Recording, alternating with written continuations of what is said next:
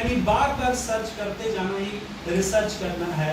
वो ज्ञानी जो है वो शायद अधूरा ज्ञान होगा उसका, जो वो ये कह दे कि ये जो मेरा काम है ये अब आखिरी है और अब इसके बाद कोई नया इसमें काम नहीं हो सकता।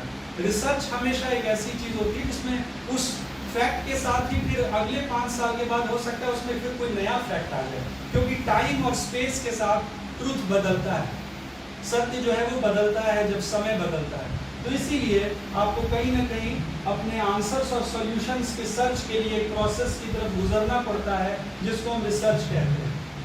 A quest towards truth seeking, कहीं ना कहीं सत्य की खोज और उसके लिए जो हमारी उथल पुथल है, हमारी जो लड़ाई है, उसको भी हम रिसर्च कहते हैं। A quest towards truth seeking। अब मुझे याद आता है वो दौर, समझ लीजिए कि कितना कठिन दौर रहा होगा जब एक समय में जैसे कि एक बना भी दिया गया यही आवरण रिसर्च में कि जो भी पाश्चात्य कंसेप्ट्स हैं, जो भी बाहर के लोगों ने कंट्रीब्यूशन किया है वो सबसे अल्टीमेट ट्रूथ है, यहाँ पर तो कभी रिसर्च हुआ ही नहीं था, ठीक है। तो लेकिन वहाँ की भी प्रॉब्लम्स को समझिए।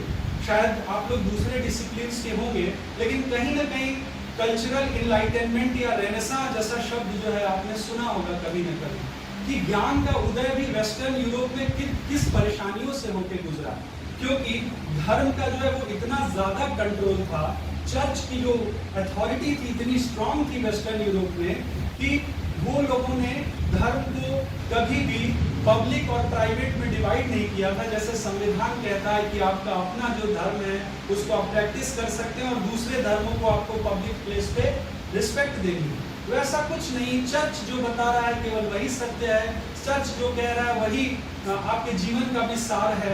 यानी चाहे सोशल हो मैटर्स या पॉलिटिकल मैटर्स या इकोनॉमिक मैटर्स, हर तरह की चीजों में आपके चर्च का पूरा इंटरफेरेंस था। वो डार्क एज कहा जाता है उसको, ठीक है, अंधकार का दौर था वो।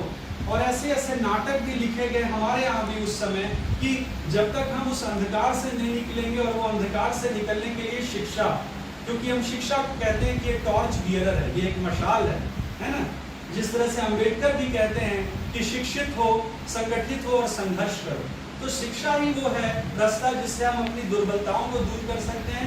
शिक्षा ही वो रास्ता है जिससे हम नए ज्ञान का सृजन कर सकते हैं। इस सेंस में अगर हम देखें तो ट्रूथ तक पहुंचना बहुत जरूरी है, और ट्रूथ तक पहुंचना इतना आसान नहीं है, क्योंकि उस समय भी ऐसी शक्तियां बैठी थी जो ट्रूथ को नहीं सामने ले आना चाह रही थी, क्योंकि उनका कहना था कि जो धर्म के जरिए सत्य दिखाया जाएगा वही असली सत्य है, ठीक है। और इस सेंस में अगर आप देखें तो कोपरनिकस और गैलीलियो, दोनों का आपने शायद नाम सुना होगा, दोनों ने एक बात रखी कि ये जो जियोसेंट्रिक थ्योरी है ये सही सत्य नहीं है, हीलियोसेंट्रिक सत्य है। यानी सन जो है वो सेंटर में रहता है, अर्थ रिवॉल्व करता है उसके इर्द गिर्द। पहले ये सोचा जाता था कि सन रिवॉल्व करता है अर्थ के इर्द गिर्द और इसलिए दिन रात होती है। और सोचिए कि उस समय के लोगों ने जब ये सत्य बोला तो उनको क्या क्या फेस करना पड़ा। उनको पब्लिक ट्रायल्स हुए, उनके ऊपर मुकदमे दर्ज हुए, उनको जेल जाना पड़ा। और सबसे बड़ी बात है कि कईयों को तो जहर के प्याले पिलाए गए, कईयों को फांसी चढ़ा दी गई। इसी में कोपरनिकस जो थे वो तो बेचारे अपनी बुक के पब्लिश होने तक मर चुके थे, उनकी डेथ हो गई, वो नहीं देख पाए अपनी सक्सेस को। गैलीलियो थोड़े भाग्यशाली थे कि उनको बाद में रिस्पेक्ट मिली, लेकिन गैलीलियो ने भी वही बात कही थी जो कोपरनिकस ने कही थी, लेकिन दोनों को वही फेस करना पड़ा। लगातार जो सत्ता है उसका दमन, सत्ता जो है हमेशा उस सच को सामने नहीं ले आना चाहती थी। तो इसका मतलब है कि रिसर्च जो है वो इतनी आसान चीज नहीं है। फाहयान और हुएनसांग यहाँ पर क्यों आए, मेगास्थनीज यहाँ पर क्यों आया, या दूसरे लोग यहाँ पर क्यों आए, कहीं ना कहीं उनको अपनी सभ्यता में कुछ ऐसी कमियां दिखाई दी थी जो उन्हें यहाँ की धरती पर पूरी हुई जाके। ज्ञान जो है वो पूर्ण तब होता है जब आप ट्रेवल करते हैं। ज्ञान वो नहीं है जहाँ पर आप केवल किताब खोले, पढ़े और ज्ञान कंप्लीट हो गया। एक रिसर्चर को एक्सप्लोरेटिव स्टडी करने के लिए ट्रेवल भी करना पड़ता है। एटलीस्ट आपको अपने रिसर्च एरिया में जाना पड़ता है, जिसको हम पार्टिसिपेंट ऑब्जर्वेशन कहते हैं, जिसमें आप जाकर एक शोध प्रश्न बना के अपने, और सबसे बड़ी बात है कि इंटरव्यू शेड्यूल बना के आप रिसर्च करते हैं और उससे फिर आप अपने सॉल्यूशन तक पहुंचते हैं, रिस्पोंडेंट से क्वेश्चंस पूछते हैं और उनके आंसर पाते हैं। तो फील्ड में जाना तो बहुत ज़रूरी है, और इसीलिए it is a quest towards truth seeking. ठीक है। एक निदा फाजली साहब थे। निदा फाजली साहब ने कहा कि हर आदमी में होते हैं 10-20 आदमी, जिसको भी देखिए बार बार देखिए। इसका मतलब एक्सप्लोरेटरी स्टडी। आपको कहीं ना कहीं हर इंसान के भीतर या उससे बार बार प्रश्न पूछना पड़ेगा, क्योंकि यही पोस्ट मॉडर्निटी है। हम आज के समय में सत्य को ये नहीं कह सकते कि यही यूनिवर्सल है, हर किसी का अपना सच हो सकता है। और इसीलिए रिसर्च में जब हम एक्सप्लोर करते हैं तो हम सच तक पहुंचते हैं। पोस्ट मॉडर्निटी कहती है कि सच यूनिवर्सल नहीं होता है, बल्कि डिफरेंस को भी एक्सेप्ट करना चाहिए। केवल स्त्री पुरुष नहीं, हो सकता है कि दूसरे भी जेंडर हो समाज में। तो आपको केवल बाइनरी में एग्जिस्ट नहीं करना है, आपको नए नए सच को देखना, खोजना बहुत ज़रूरी है। और इस सेंस में हम देखते हैं कि कहीं ना कहीं इसीलिए हम लिखते हैं कि it is a process for new knowledge creation. नए नॉलेज के क्रिएशन के लिए ही हम रिसर्च करते हैं। चाहे वो नया नॉलेज जो है वो रेनेसां के समय आया, जब चर्च का आधिपत्य खत्म हुआ और ये कहा गया कि नहीं, रैशनैलिटी होगी समाज में, तर्क जो है, तर्क और लॉजिक, ये होगा नया सच, जहाँ पर आप तर्क और लॉजिक के जरिए किसी चीज को देखेंगे, परखेंगे, इसलिए नहीं कि वो कोई परलौकिक या इहलौकिकवाद जैसी चीज है जिसको आपको मान लेना है। ठीक है। जैसे कि एक राज्य की थ्योरी ही है पॉलिटिकल साइंस में, किंगशिप थ्योरी ऑफ स्टेट, जिसमें राजा ने ये कह दिया कि मैं जो है वो भगवान का दूत हूँ, इसलिए तुम मुझे क्वेश्चन नहीं कर सकते। ठीक है। अगर आप राजा को प्रश्न करते हैं तो इसका मतलब आप उस दैवीय शक्ति को प्रश्न कर रहे हैं। तो इस तरीके से एक ऐसा महिमा मंडित समाज वहाँ भी बनाया गया था। ठीक है। लेकिन उसको तोड़ा यहाँ के, वहाँ के वैज्ञानिकों और दार्शनिकों ने, साइंस ने, रैशनैलिटी ने। तो इस तरीके से देखिए, तो इसीलिए रिसर्च को हम कहते हैं कि it has to fill the gap between old and new facts. हम रिसर्च इसलिए भी करते हैं कि पुरानी खोज और नई खोज के बीच का जो गैप है उसको हम भर सकें।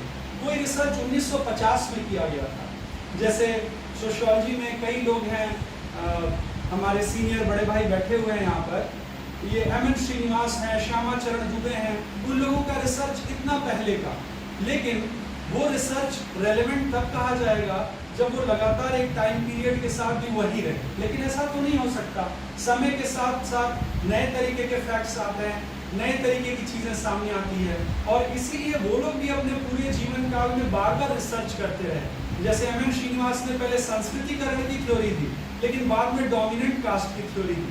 ठीक है।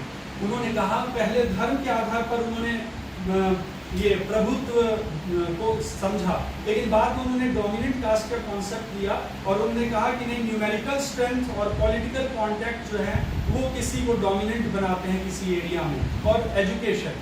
तो इस सेंस में हम देखें तो रिसर्च जो है वो लगातार एक्सप्लोर करने की चीज़ है। आपको हमेशा संतुष्ट नहीं हो जाना है, आपको हमेशा नए ज्ञान के सृजन के लिए बार बार अपने आप से लड़ाई करनी होगी, समाज से लड़ाई करनी होगी, और तब हर बार नया सच सामने आएगा। इसलिए ये भी एक इम्पॉर्टेंट इसमें पॉइंट है।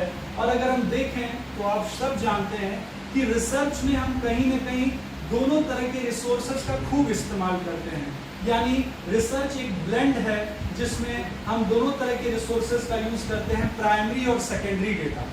प्राइमरी प्राथमिकी स्रोत और द्वितीयक स्रोत दोनों का हम इस्तेमाल करते हैं। प्राथमिकी स्रोत वो हो गए जो आप खुद एक रिसर्चर के बतौर, एक इन्वेस्टिगेटर के बतौर जाकर अपने फील्ड सेटिंग में आप जाते हैं, चाहे वो फील्ड सेटिंग काशी विद्यापीठ ब्लॉक हो, चाहे वो फील्ड सेटिंग जो है वो आपका पिंडरा क्षेत्र हो या कोई भी हो, जैसी आपकी स्टडी उस तरीके का फील्ड एरिया। लेकिन पार्टिसिपेंट ऑब्जर्वेशन जब आप करते हैं, सामूहिक अवलोकन करते हैं, उसमें सहभागी अवलोकन करते हैं, तब आपको माना जाता है कि आपका प्राइमरी डेटा है। आप रिस्पोंडेंट से बातचीत करते हैं, वो रिस्पोंडेंट्स जिनको हम उत्तरदाता कहते हैं, उनसे हम प्रश्न पूछते हैं, उनसे हमें आंसर्स मिलते हैं और हमारा रिसर्च आगे बढ़ता है। उसी तरह से सेकेंडरी सोर्सेज भी इंपॉर्टेंट हैं, वो सारे पब्लिश्ड या अनपब्लिश्ड सोर्सेज जो कि आपके लिए एक पॉइंट हो सकते हैं रिसर्च के लिए। तो इसलिए ये अगर देखें तो रिसर्च का एक इंट्रोडक्टरी पार्ट है। डेटा के सोर्सेज के बारे में बात करें तो हमेशा ही रिसर्च की जो रिलायबिलिटी है वो डिपेंड करती है कि आप अपने रिसोर्सेज का कितना बेहतर इस्तेमाल करते हैं। लिखा ही हुआ है कि reliability of research depends on using best resources in the most rationalised manner. आप तर्क की क्षमता से, आप अपने लॉजिक की क्षमता से जो सबसे अच्छा विकल्प है उसको चुने और फिर रिसर्च में आगे बढ़ें, यानी वो प्राइमरी सोर्सेज हो या सेकेंडरी सोर्सेज हो। अब जैसे लिटरेचर का एरिया है, हिंदी लिटरेचर, इंग्लिश लिटरेचर या हिस्ट्री, डेटा के सोर्सेज बदल सकते हैं सब्जेक्ट में अलग अलग। जैसे हिस्ट्री में जो आर्कियोलॉजिकल एविडेंसेस होते हैं, जैसे जो पॉइंट्स होते हैं, जो मूर्तियां होती हैं, वो प्राइमरी डेटा का काम करती हैं। लेकिन हम लोग जब रिसर्च करते हैं सोशल साइंसेज में, खासतौर से सोशियोलॉजी या पॉलिटिकल साइंस या सोशियोलॉजी या लॉ जो है वो प्राइमरी सोर्सेज मानता है, वो सोर्सेज जो रिस्पोंडेंट्स के साथ वो बातचीत करके जुटाता है। ये सारी चीज़ें जो हिस्ट्री कहती है वो उनके लिए सेकेंडरी सोर्सेज हो जाते हैं। लेकिन हिस्ट्री के लिए वही प्राथमिकी स्रोत हैं, जो शिलालेख मिलते हैं, जो स्तंभ मिलते हैं, जो भित्ति चित्र मिलते हैं, वॉल पेंटिंग्स जो मिलती है अशोक के काल में या किसी के भी काल में। तो इस तरीके से डेटा का जो सोर्स है आप कौन सा इस्तेमाल कर रहे हैं, आपकी किस तरह की रिसर्च है, वो हिस्टोरिकल रिसर्च है या एक्सपेरिमेंटल रिसर्च है। एक्सपेरिमेंटल रिसर्च होगी तो आपको वेरिएबल्स बहुत ही संतुलित वे में सेलेक्ट करना पड़ता है, और जैसा हम कहते हैं कि साइंटिफिक रिसर्च जो है वो कंट्रोल्ड होता है। जैसे कि एक कमरे के अंदर हम चीज़ों को कंट्रोल कर सकते हैं। जैसे आप लेबोरेटरी में जब एंटर करते हैं तो उस लेबोरेटरी के अंदर जो एक्सपेरिमेंट होते हैं उसमें बहुत ही कंट्रोल्ड एक्सपेरिमेंट होता है। लेकिन जो सोशल साइंसेस का एरिया है, जो मानव विज्ञान है, जहाँ हम सोसाइटी के भीतर जाते हैं, वो कहीं ना कहीं उतना कंट्रोल्ड नहीं होता है, वो अनकंट्रोल्ड होता है, क्योंकि ह्यूमन इमोशंस को कंट्रोल करके हम नहीं रख सकते हैं। और हर दिन एक जैसा हम सोचें ये भी नहीं सही है। जैसे कि एक ग्रीक फिलोसफर ने कहा है